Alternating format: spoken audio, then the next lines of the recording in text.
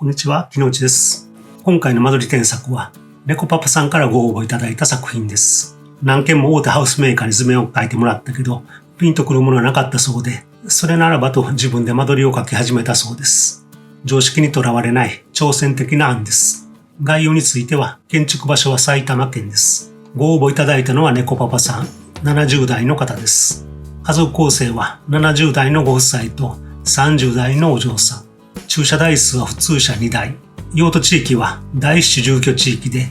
建蔽率 60%、容積率 160%、外壁交代はなしで、道路は北側に幅4メートル。敷地周辺の状況は、四方を住宅に囲まれた袋小路の一番奥ということです。そういう条件のもと、猫パパさんが考えられたのがこの間取りです。建物を回転させることによって敷地の間に隙間ができるので、そこに車を2台止めて、敷地の隅から光を取り入れようという試みです。方位は図面の上、少し右側が北です。道路は北側に幅4メートルです。ここに電柱が立っていて、電柱を避けてこちらに1台、そしてこちらに1台駐車します。この角が玄関です。玄関を入ると、ここでガラスで仕切られていて、奥にグランドピアノと、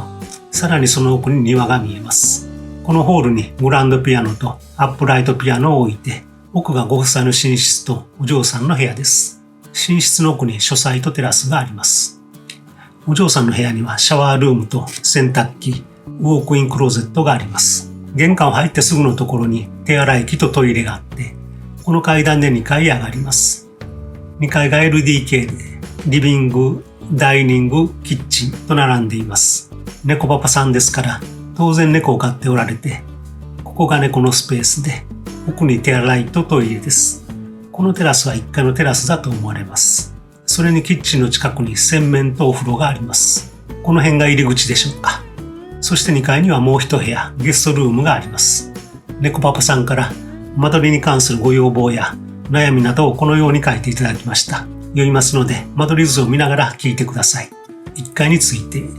北側道路で南側のお宅は北側境界1メートルくらいのところまで迫っている。車を2台止めれるようにしたいため、最高を取るのが難しいです。それで敷地に対して少し斜めに家を配置して、それを解決しようと思いました。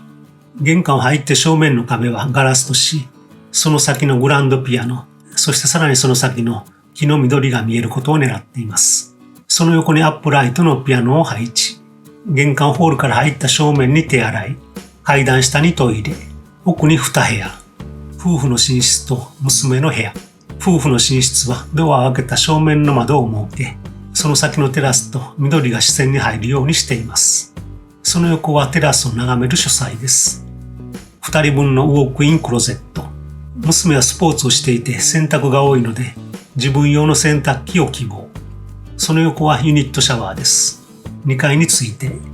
リビング、水回り、予備室、猫のゲージ、収納と要素が多く、レイアウトが非常に難しいです。スペースが足りなかったので、北西部分をオーバーハングさせています。外観的にはアクセントになって、良いような気もします。風呂場が部屋の真ん中に来ているのが、いまいち良くないように思っています。イメージしている暮らしとして、コロナの影響もあり、出かけることが少なくなってきたので、気持ちの良いリビング、書斎で猫と共にゆっくりと一日を過ごしたいと思っています。シンプルですっきりとした空間にどこか気持ちの良い場所がある。そんな家にしたいです。最高の関係もありますが、階段は必要な運動と捉えているので、2階リビングで問題ありません。ということで、要所を押さえて的確に書いていただきました。もう一度猫パパさんが書かれた間取りを見ていきますと、2階リビングについては敷地条件から決断されておられるので、これでいいと思います。他に気になったのは次の2点だけです。まず一つが駐車スペースについてです。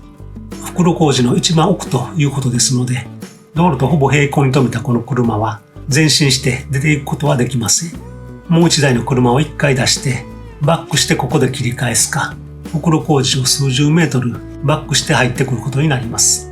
ただここまで図面を描ける方なので、このあたりは考えておられると思います。バックしてくるのは大変そうなので、切り返すということで、おそらくこの車の使用頻度が少ないので、使用するときは入れ替える手間がかかってもいいという判断だろうと推察します。もしそうであれば、縦列駐車というのも選択肢の一つになるかもしれません。そしてもう一つ気になったのは、猫パパさんも書いているように最高の問題です。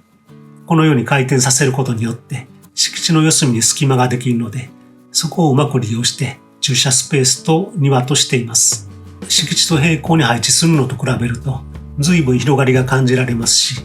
お隣の窓からの視線も少しそらすことができるいい案だと思います。しかしながら周辺の環境を見ると2階建てですがかなり密集して家が建っています。2階リビングを選択された時点で最高自体はクリアできているのですが、LDK の庭に面する窓を開放的にして庭を眺めようとするとお隣の建物と近すぎる気がします。もう少し広い庭が取れたらいいのですが、他の内部の間取りについては大きな問題はなさそうです。何軒かのハウスメーカーに図面を描いてもらったとのことですので、参考にされているでしょうし、ご自身でかなり練り上げているように感じます。ですので今回はいただいた間取りを修正するというより、この敷地環境の中で建物をどう配置するか、他に良い建物配置はないかということになると思います。ハウスメーカーの図面を見てもピンとこないと書かれているのは、ハウスメーカーは規格型の住宅ですので、どうしても諸条件の最大公約数的なものになります。ですので、ピンとこないと言われるような個別の条件に対しては少しぼやけた間取りになってしまいがちです。敷地が広大で緑に囲まれるような立地条件だと問題ないのでしょうが、やはり多くの場合は敷地環境から受ける影響が大きいので、個別の条件に対応することが必要です。ハウスメーカーにも優秀な設計者はいますが、いろいろな制約にジレンマを抱えている人も多いはずです。今回の猫パーさんの建物を少し回転させるというのはすごくいい発想だと思います。おそらくハウスメーカーのプランは南側を中途半端に 2,3 メートル開けたような間取りだったのだと想像しますが、その一般的に行われている設計手法に抗ってそれなら自分で考えようとされています。その姿勢が素晴らしいと思います。そのような方が増えてくると、もっといい家が増えて街も良くなるのではないでしょうか。この間取り添削はそのような方を応援しようという企画でもあります。先ほど言いましたように、猫パパさんが書かれた間取りで気になる点としては駐車スペースと最高ですが、駐車スペースについては縦列駐車も検討する価値はありそうです。この道路が行き止まりですので、奥の車を出すときに前の車を道路に一時駐車してもあまり迷惑にはなりません。ですので、1台の使用頻度が少ない場合は縦列駐車も十分選択肢ではないでしょうか。その場合は行き止まりになっていることや電柱を考慮して西側に縦列駐車します。庭については方位が少し振っているので、必ずしも東側有利とも言えない感じです。ただこの企画ではヒアリングをしてご意向を伺うことはできませんので、駐車スペースについては縦列で OK と決めつけるわけにもいきません。ここでは安全側に並列に駐車できることを優先して考えたいと思います。もう一つの課題である最高については、メリハリをつけることで解決できないか考えてみたいと思います。漠然と南側を中途半端に開けるのではなくて、一部を境界まで建てることによって空地をまとめることができますので、ある程度広い庭になって最高も安くなるはずです。これは南側を開放するという一般的な常識を破って南側を閉ざしてしまうということにもなります。室内についてはこのグランドピアノが結構特殊な条件のようですが、残念ながらここに置かれる背景のご説明はありませんでした。何かご家族のストーリーがあるような気もしますが、ここはそのまま玄関から見えるホールに置いて考えます。その他の2階リビングの構成や部屋の動線もできるだけ変えずに書いてみます。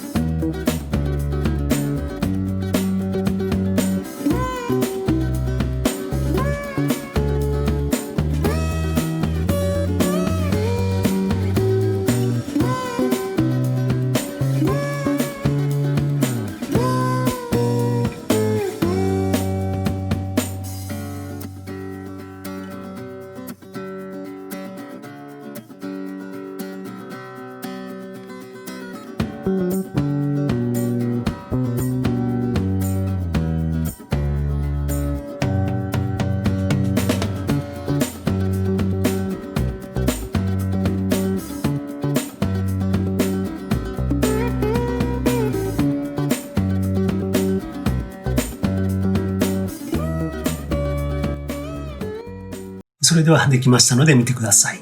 駐車スペースは車2台を並列に止めます。前面の道路が4メートルと狭いので、少し道路との間に距離を取ります。奥に駐車して、この辺りの仕上げを変えてアプローチも兼ねます。そして駐車スペースの対角線上に庭をできるだけ大きく設けます。アプローチ部分から道路際に植えた木を見ながら玄関に進みます。玄関に入って右手は下足箱で床から少し浮かして地窓を設けます。左手は透明ガラスとしてホールのピアノが見えるようにします。この引き戸を開けてホールへ入ります。庭の緑が背景となるホールにはグランドピアノとアップライトのピアノを置きます。ホテルのロビーのようなイメージで、このホールを起点に各部屋に行き来します。庭側に対しては開放的にしたいので、透明な大きな窓として、逆に玄関側少し隠したいので、透明ガラスに加えて格子のようなスクリーンを設けても良いのではないでしょうか。庭を回り込んでホールの奥が書斎です。窓から庭の緑を見ながら机に向かいます。ガラスで仕切ってその奥が寝室とウォークインクローゼットです。ウォークインクローゼットには一部布団が置けるような中段を設けています。手洗いとトイレは寝室の近くに設けました。トイレは手すりをつけて介護に対応できるよう広めにしています。お嬢さんの部屋は少し離してホールの反対側に設けています。ベッドと机が置ける6畳のスペースと奥にシャワーブースと洗濯機、さらにその奥がウォークインクローゼットです。このような建物配置にすることによって南西の隅にはある程度まとまった庭ができますので、大きな木を植えることができます。この緑をどの部屋からも眺めることができるように配置しました。庭全体に植栽を施してもいいですし、手入れが大変ということであれば、全体をタイルやコンクリートなどの土間として木を植える部分だけ穴を開けてもいいかと思います。2階へはホールの玄関に近いこの階段から上がります。2階は階段上がったところが LDK で、庭を L 型に囲むように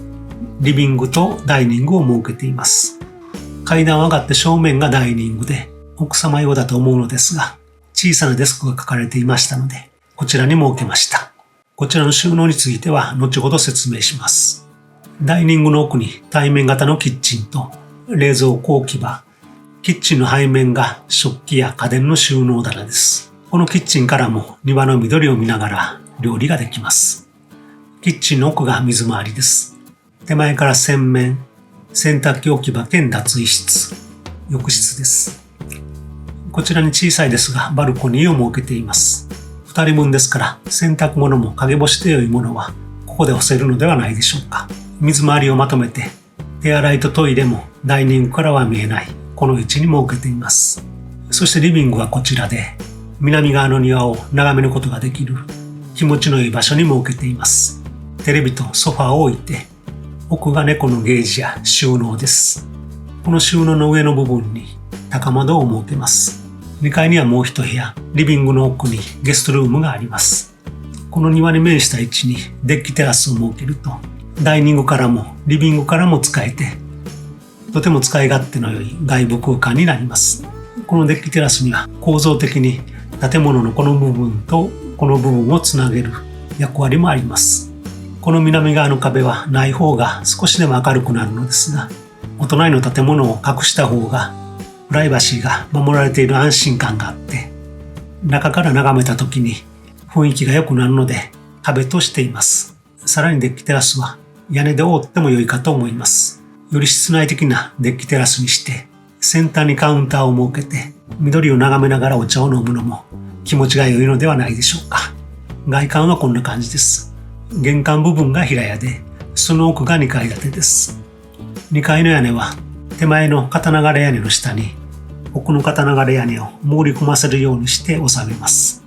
駐車スペースには車の出入りのしやすさを考えると木を植える場所がありませんので、例えばこの平屋の形状を伸ばしてやってパーゴラにしても良いかもしれません。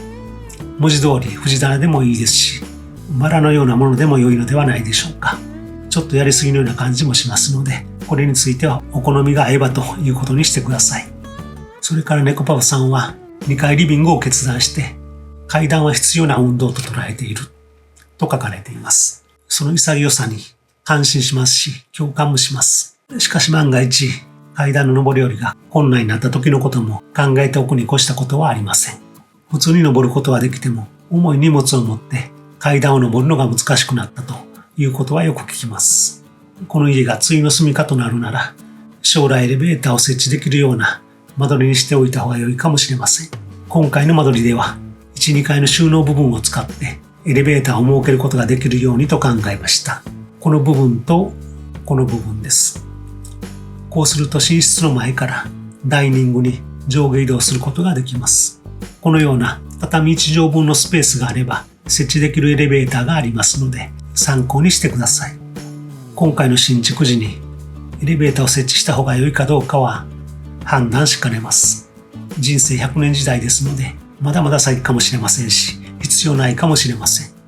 ただ将来回収できるように基礎にピットを設けて電気配線ができるように空配管を通しておくくらいは検討の余地があるのではないでしょうか。猫パワさんの案は建物を改定して軸をずらすという発想でしたが、今回の提案は